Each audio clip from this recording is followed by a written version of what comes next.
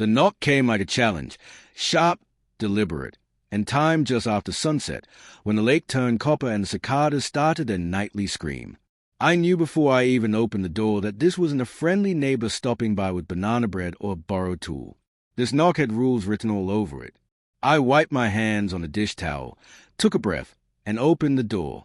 She stood there with a clipboard clutched to her chest like a shield, lips pinched tight, eyes scanning past me into my living room as if she already owned it. Perfectly pressed polo shirt, khaki pants, sunglasses still perched on her head even though the sun was gone. "Good evening," she said, not smiling. "I'm with the Lake Serenity Homeowners Association." That was it. That was the moment. The first domino.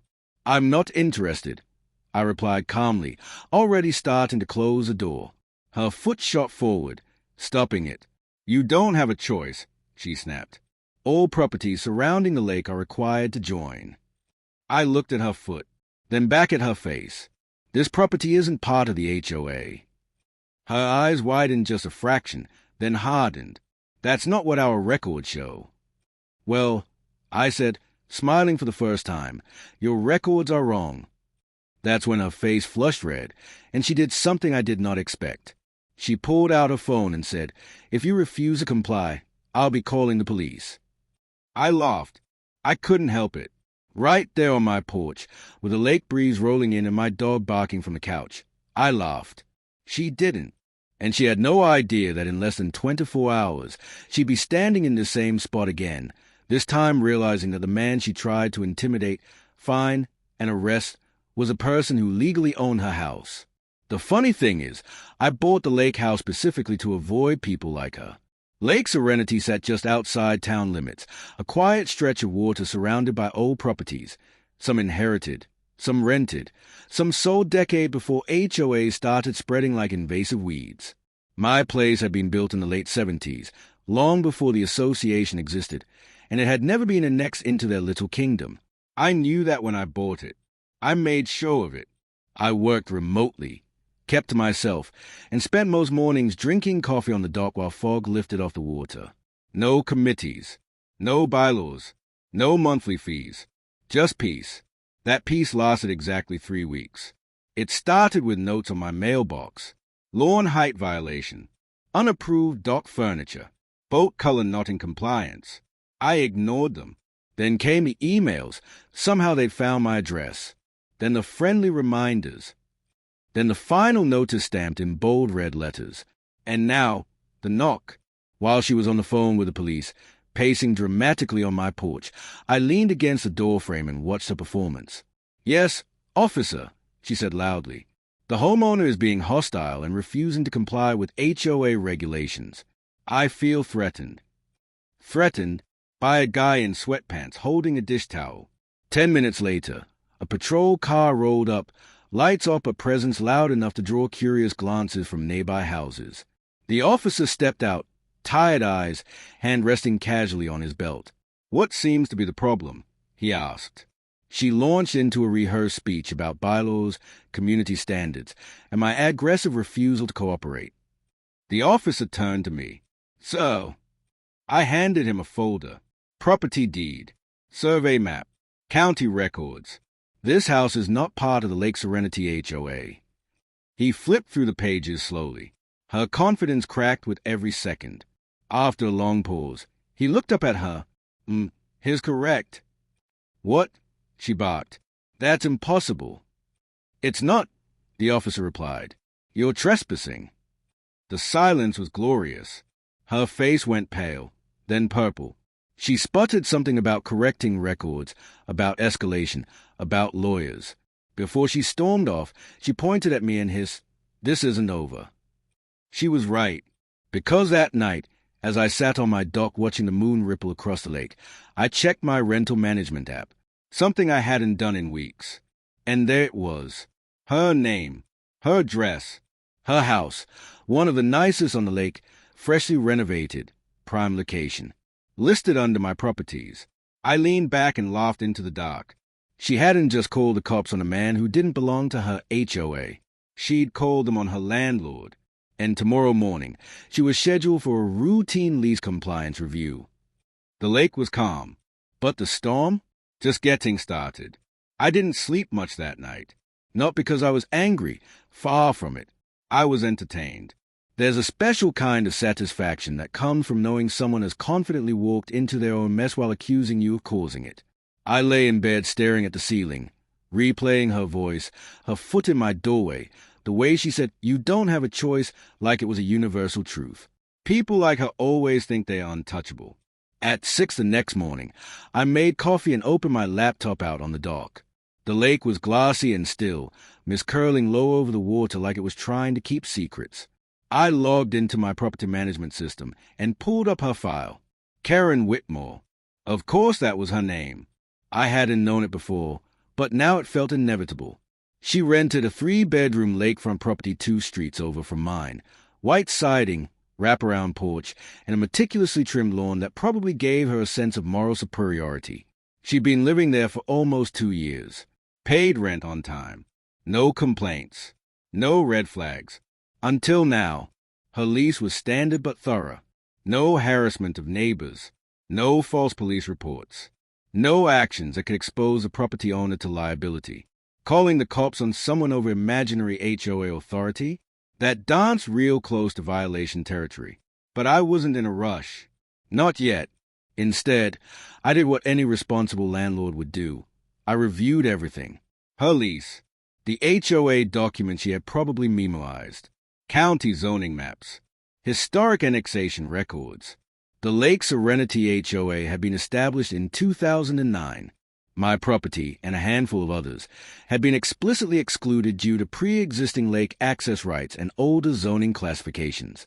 The HOA had tried twice to force annexation. Both times, they lost. Karen knew this. Or at least, she should have. Which meant this wasn't ignorance. This was entitlement. Around 9, my phone buzzed. An email from Lake Serenity HOA subject, immediate compliance required. I almost spit out my coffee. The message was long, aggressive, and written in the unmistakable tone of someone who believed authority came from bold font and exclamation points. They claimed I had misled the officer, that their legal team was reviewing options, and that fines would begin accruing immediately. I replied with 1 sentence and 3 attachments. Please see attached county records confirming non-inclusion of Parcel 14B. Then I muted the thread. By noon, I got a second email. Shorter, less confident. No bold font. At 1, a third. This one asked if I'd be open to a discussion. I ignored them all. Instead, I drove into town. If Karen was going to escalate, and she absolutely was, I wanted to be 10 steps ahead.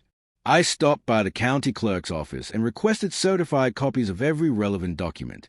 The clerk, an older woman with sharp glasses and sharper humor, glanced at the address and chuckled. "Oh, that HOA again," she said. "They just don't learn." That afternoon, as I was pulling back into my driveway, I saw her. Karen stood at the edge of my property line, phone in hand, sunglasses on, jaw clenched so tight I thought her teeth might crack. She didn't wave. She didn't smile. She filmed. I parked slowly, stepped out, and looked directly into her camera. "Hi," I said pleasantly. "You're harassing the community," she snapped. "The board is discussing legal action." "Great," I replied. "Tell them I said hello." Her nostrils flared. "You think this is funny?" "No," I said honestly. "I think it's educational." She scoffed. "You can't just opt out of an HOA." "I didn't," I said. "I predated it." She laughed sharply. "We'll see what the judge says." Then she turned on her heel and marched away, muttering into her phone. That was the moment I realized something important. She still didn't know. She had no idea who owned her house. And I was very curious how long that would last. The next move came faster than I expected. At 7:14 the following morning, I received a notification from my property manager, an automated alert flagged urgent. Tenant complaint submitted. Karen had filed a formal complaint against her landlord. Me. She accused a property owner of allowing a hostile neighbor to create an unsafe living environment. She mentioned police involvement. She used words like intimidation and emotional distress. She demanded immediate action. I read it twice, then laughed so hard my dog looked concerned. This was beautiful. I forwarded the complaint to my attorney with a simple note, FYI, things are about to get weird. Then I responded to Karen's complaint through the official portal. Thank you for bringing this to my attention. I am reviewing the matter personally and will follow up shortly. Professionally neutral. Completely true. By mid-afternoon, she escalated. Again. This time, she called the city. Zoning enforcement showed up around 3.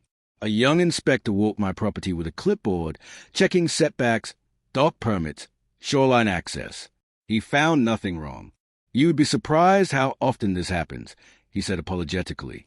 Same HOA. Yep. He shook his head. They've got a reputation. When he left, I saw Karen watching from her porch 2 streets down, arms crossed, posture rigid with triumph she hadn't owned yet. I waved. She didn't wave back. That evening, I finally made my move. I scheduled a formal lease compliance meeting with Karen. Standard procedure, fully within my rights as her landlord. No accusations. No confrontation. Just a notice sent through official channels. Purpose, review of tenant conduct and recent incidents date. Friday, 10 a.m. location. Property management office. She accepted within 3 minutes. No questions. No hesitation. Which told me everything.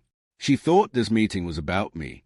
She thought she was walking in to demand action, corrections, maybe even an apology.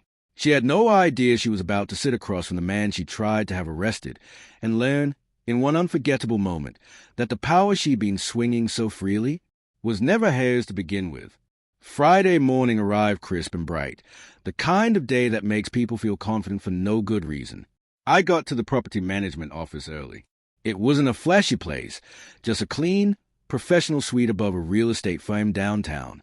Glass walls, neutral art, a conference room with a long table and a carafe of coffee that always tasted faintly burnt. I chose a chair at the head of the table, set my folder down neatly, and waited. At exactly 9:58 a.m., the door swung open. Karen Whitmore walked in like she owned the building. She wore a tailored blazer this time, navy blue, hair pulled back tight, posture rigid with self-importance. She carried a thick binder under her arm and a purse large enough to double as a weapon. She didn't look at me at first. Her eyes scanned the room, clearly expecting someone else. Then she stopped.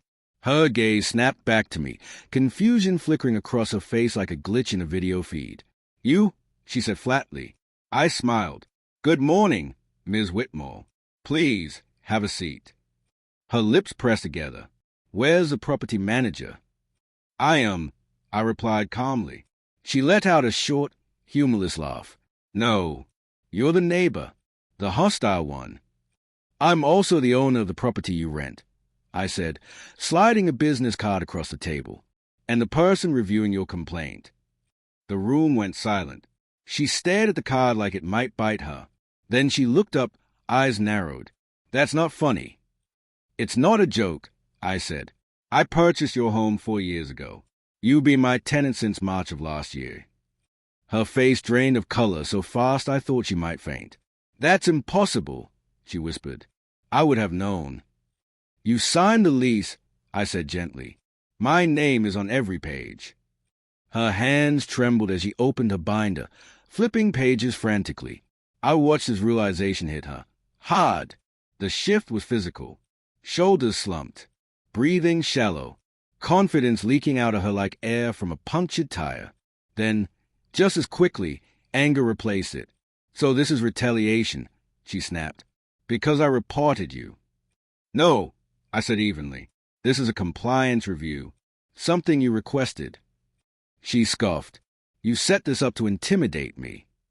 I set this up, I replied, because you called the police on me under false pretenses, filed a complaint against me as your landlord without knowing who I was, and have repeatedly attempted to enforce HOA authority over a property you do not own.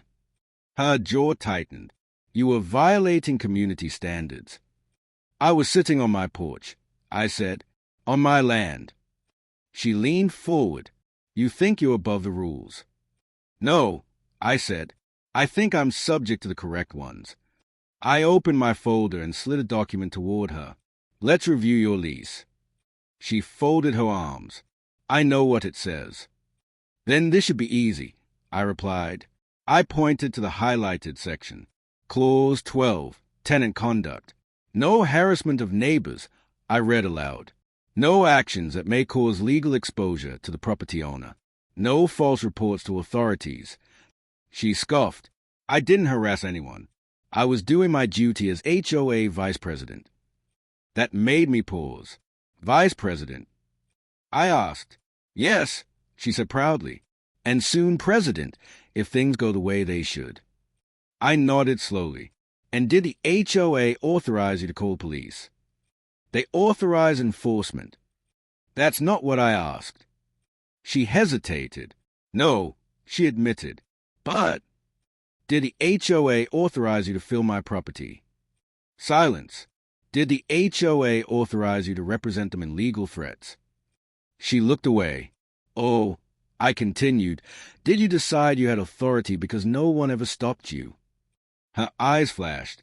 This is an ambush. No, I said, this is accountability. She stood abruptly. I want a lawyer.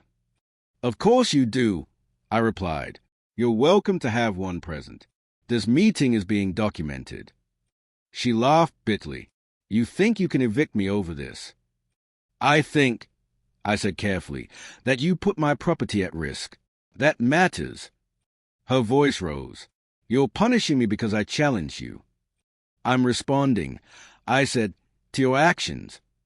She paced. This HOA has rules for a reason. People like you lower property values. I leaned back. People like me. She stopped. The words hung there, heavy and ugly.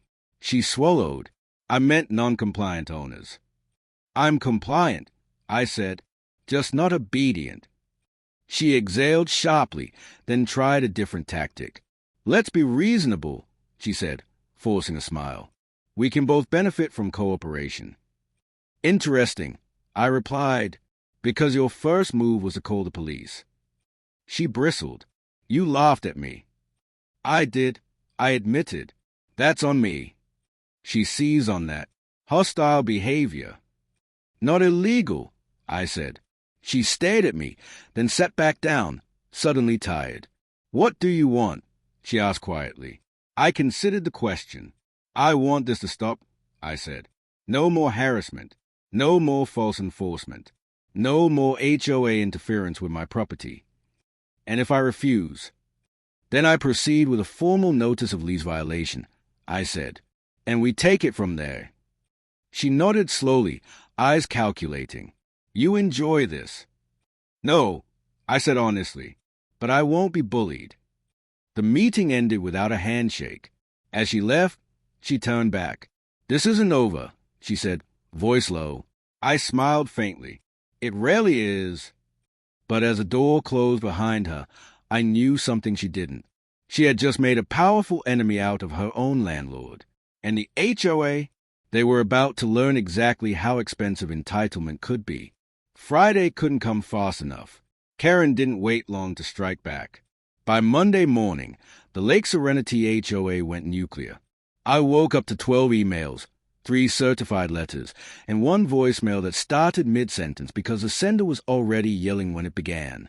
The HOA board, apparently deeply concerned, had voted to escalate enforcement measures against my property. They claimed emergency authority. They claimed legal precedent. They claimed I was disrupting community harmony. What they didn't have, jurisdiction. I forwarded everything to my attorney, then poured coffee and watched the lake like nothing in the world was wrong. Because here's the thing people like Karen never understand. Panic always looks like confidence right before it collapses. At 9:30 a.m., a truck pulled into my driveway. Not a police car this time. A tow truck. I stepped onto my porch just as the driver got out, clipboard in hand. Eyes already darting like he knew this was a bad idea. Morning. I called, "Can I help you?" He cleared his throat. HOA requested a removal of an unauthorized vessel. My boat. I asked. Yes, sir. I smiled. You might want to call whoever sent you. He hesitated. They said it was approved. I walked down to the dock and handed him a laminated copy of my boat registration and county permit. Then I pointed to the survey map pinned to the dock post. Private property. No HOA authority. He exhaled hard. Yeah, that's what I thought. He made the call. I didn't hear the other side, but I heard enough. A raised voice. Then another.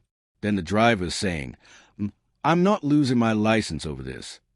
He hung up, tipped his hat, and left. I knew exactly who had sent him. Karen. By noon, the HOA posted a notice on their community board labeling my home a non-compliant property under review. It included a photo. My house. Taken from across the lake. That crossed a line. I sent a cease and desist that afternoon. Official. Immediate. Copies to the board, their legal counsel, and the property management firm representing them. At 3:17 p.m., Karen sent me an email directly. Subject. This has gone too far. The irony was stunning. She accused me of harassment. Claimed the situation was creating emotional distress for her and her family. Suggested mediation if I agreed to temporary compliance with HOA standards. Temporary. Compliance. I didn't respond. Instead, I checked her lease again.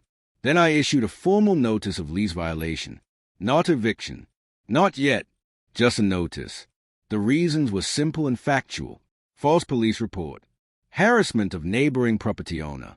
Actions exposing the landlord to legal risk. Delivered by certified mail and electronic portal. She received it at 5:42 p.m. At 5:44, my phone rang. I let it go to voicemail. Her message was no longer angry. It was scared. You can't do this, she said, voice shaking. I've lived there for years. This is my home. I waited until the next morning to respond, then treat it like one. That broke her. The HOA, sensing blood in the water, held an emergency meeting that night. They invited me. I attended. The room was packed, residents, board members, Karen sitting front and center like a general who'd misjudged the battlefield. She didn't look at me. The president cleared his throat. We're here to resolve ongoing tensions. Tensions you created, I said calmly. Murmurs rippled through the room. Karen shot me a glare. I stood and handed out copies of the county ruling, survey maps, and a timeline of harassment attempts. I didn't raise my voice. I didn't insult anyone. I just presented facts. When I finished, the room was quiet. One homeowner spoke up. So, we've been paying dues for enforcement that doesn't apply to him. Another, you called the police. Eyes turned to Karen. She stood abruptly. I was protecting property values. And how much did that tow truck cost us? Someone asked. The treasurer shifted uncomfortably. The president sighed. Karen, did you verify authority before escalating? Silence. That was it. Authority evaporates fast when exposed to daylight. The board voted to formally acknowledge my property as exempt and issued a written apology to me by the end of the meeting. They also voted to restrict individual board members from unilateral enforcement actions. Karen didn't vote. She left early. The next day, I received another email from her. Short, desperate. Subject, can we talk? I agreed, on my terms. We met at the property management office again. This time, she arrived early. No blazer, no binder. She looked smaller. I didn't think it would go this far, she said. That's a problem, I replied. You never do. She nodded. I just wanted order. You wanted control. She flinched. I can fix this, she said quickly. I'll resign from the board. I'll issue a public apology. That's between you and the HOA, I said. This is between you and your lease. She swallowed. Are you going to evict me? I met her eyes. That depends. On what? On whether this stops. Completely. She nodded again, tears welling. It will. I believed her, but belief doesn't erase consequences. I reduced her lease term to month. Legal. Fair. Clear message. When she left, I stood by the window and watched her walk to her car. She didn't look back. The lake was quiet again. But beneath the surface, everything had changed. Because when people lose false authority, they don't just lose power. They lose identity. And Karen was about to learn who she really was without it. Power doesn't disappear all at once. It leaks. After the HOA meeting, Lake Serenity felt different. Quieter, but tense, like a town after a public trial. People waved less. Conversations stopped when others approached. Doors closed a little faster. Karen had resigned from the board the very next day. The announcement went out in a carefully worded email thanking her for her years of service. No mention of why. No apology. Just silence where authority used to be. But silence doesn't erase memory. I noticed things almost immediately. Her perfectly edged lawn started to slip. The flower beds lost their symmetry. The flag on her porch, once iron flat, hung crooked for days before she fixed it. These weren't accidents. They were signs. People who build their identity on control unravel when no one's watching. 2 weeks into her month-to-month lease, she missed a rent deadline. Not by much, 3 days, but it had never happened before. I sent the automated reminder. Neutral. Polite. She replied within minutes. Sorry. Rough week. Won't happen again. It happened again the following month. This time, she didn't reply. I drove past her house one evening and saw a U-Haul parked crooked in the driveway. Not packed, not unpacked. Just there. Like someone who couldn't decide whether to leave or stay. Then came the rumors. She's suing the HOA. She's suing you. She's selling the house. None of it was true. Not yet. What was true is that Karen had lost the only stage she knew how to perform on. Without the board, she tried to reclaim relevance in other ways. She posted long messages in the community forum about standards and decline. They were ignored. A few people even replied, politely but firmly, telling her to move on. That stung more than any legal consequence. Then she made her last big mistake. One afternoon, I received a call from my attorney. She's threatening litigation, he said. Not against you. Against the HOA. And she's named you as a cooperating witness. I closed my eyes. For what? Hostile work environment, he said. She claims the board humiliated her and forced her resignation. I laughed once, then stopped. Is there exposure? I asked. Not for you, he replied. But she's burning bridges. That lawsuit never went anywhere. The HOA's insurance shut it down fast. But the damage to her reputation was permanent. A week later, she asked for a meeting. Again, I almost said no, but curiosity won. She sat across from me, hands folded tightly, eyes tired. This time, there was no anger left, just exhaustion. I need stability, she said quietly. I can't keep moving. I listened. I'll follow the lease, she continued. I'll stay out of HOA business. I won't contact you unless it's necessary. I nodded. That's already required. She swallowed. Can you renew my lease? Even 6 months. I considered it carefully. Being right doesn't always mean being cruel. I'll renew, I said finally. 6 months. Fixed term. Same rent.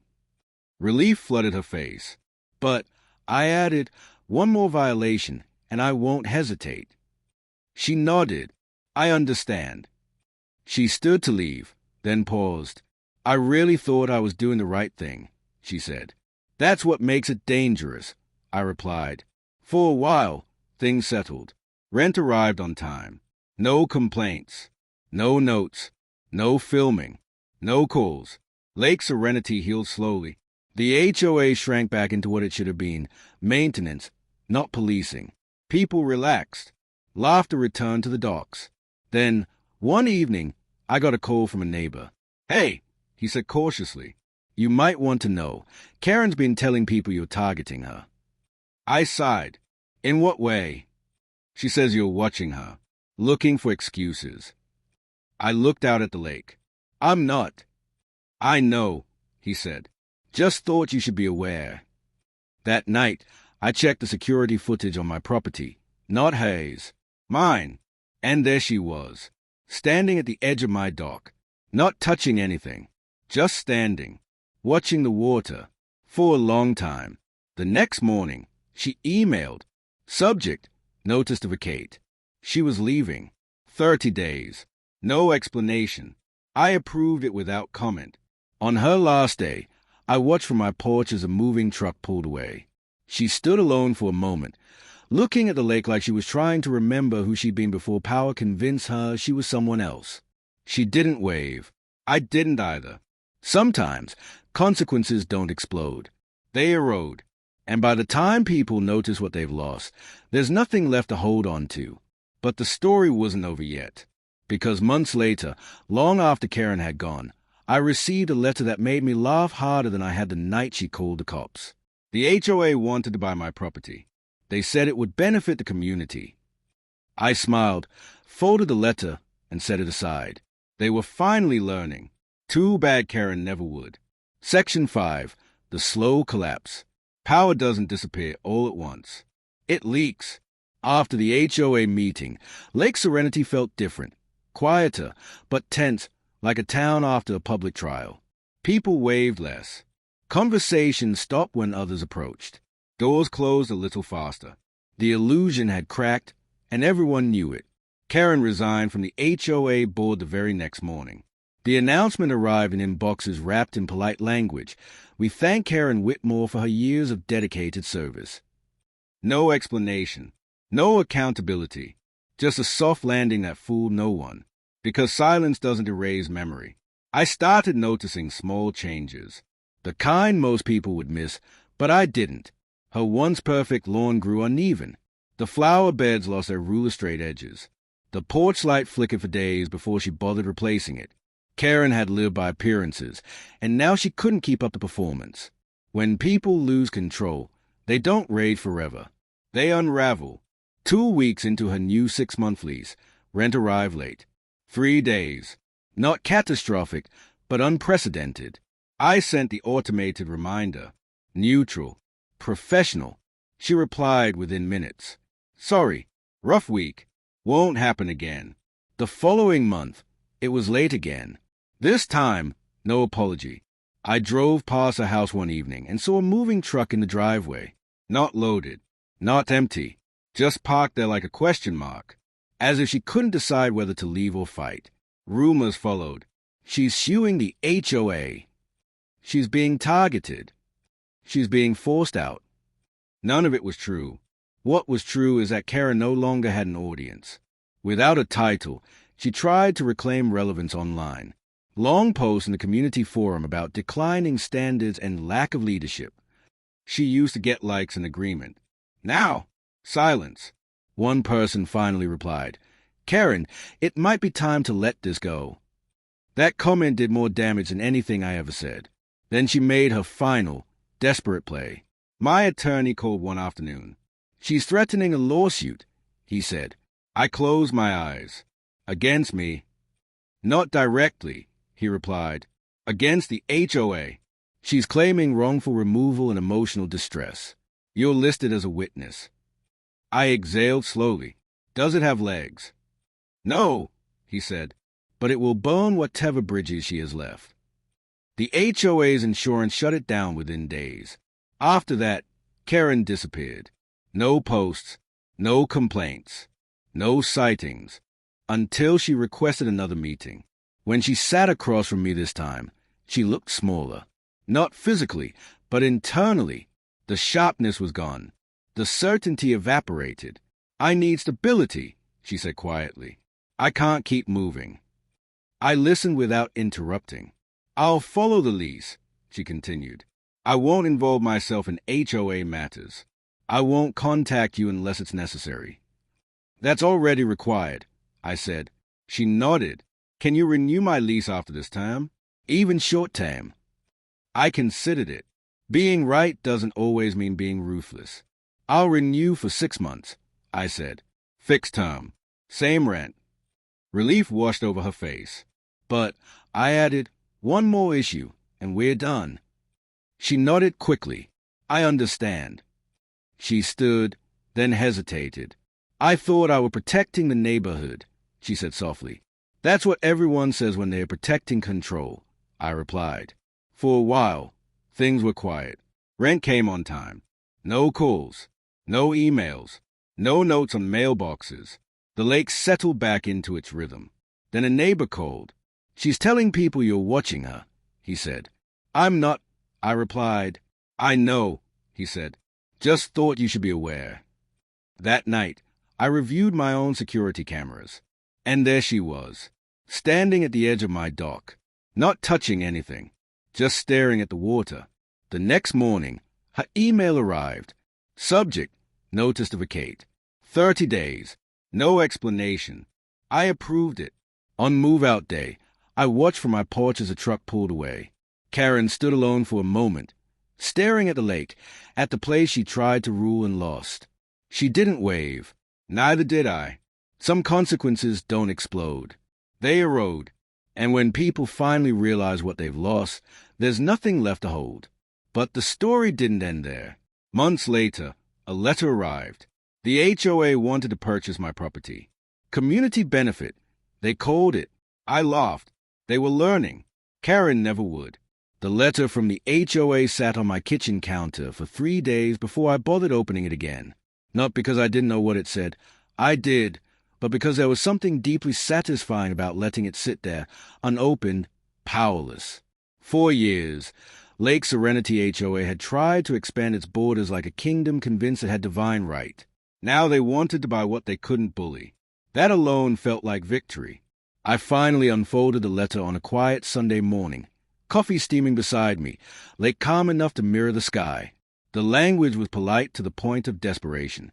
They spoke of long-term community cohesion, mutual benefit, and fair market value.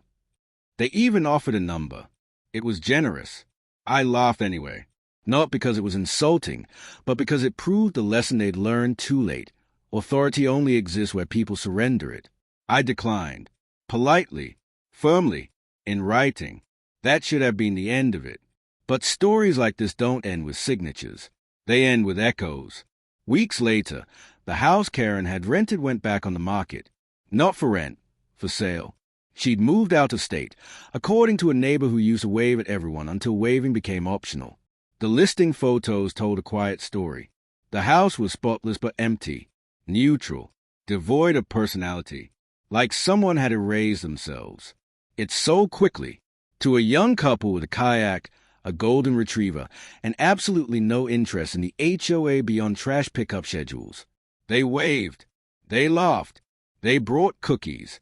The lake felt lighter. The HOA, on the other hand, never quite recovered. Membership attendance dropped. Board meetings shrank. People stopped caring about paint shades and grass length. The bylaws didn't change, but the way people felt about them did. Fear was gone. And without fear, control has nothing to stand on. One afternoon, I saw the HOA president walking the shoreline, hands in pockets, head down. He nodded when he saw me. No tension. No hostility. "Guess we got carried away," he said. "Sometimes it takes resistance to remind people where the lines are." I replied. He nodded. "We won't bother you again." "I know," I said. That was the moment I realized something important. This was never really about Karen. Karen was a symptom. She thrived in a system that rewarded loud certainty over quiet legality, a structure that confused enforcement with ownership, authority with entitlement. When the system cracked, she fell through it. And systems always crack eventually. A few months later, I ran into Karen by accident. It was at a gas station 2 towns over. She was standing by the pump, hair shorter, clothes simpler. No clipboard, no phone glued to her hand. She looked normal. Our eyes met. For a second, I thought she might turn away. Instead, she nodded. So did I. No words were exchanged. None were needed. Some battles don't end with apologies or confessions. They end with understanding. Too late to change anything, but early enough to prevent repetition. That night, I sat on my dock as the sun dipped behind the trees, casting long shadows across the water. The same dock she once tried to police. The same land she claimed authority over. The lake didn't care. It never had. And neither, I realized, did real ownership. Ownership isn't control over others. It's responsibility for yourself. Karen never learned that lesson. But the lake did, and so did everyone watching. I took a sip of coffee, listened to the water lap gently against the wood, and smiled, not because I'd won, but because I hadn't lost myself trying to prove it. That's a quiet victory no HOA can regulate. The end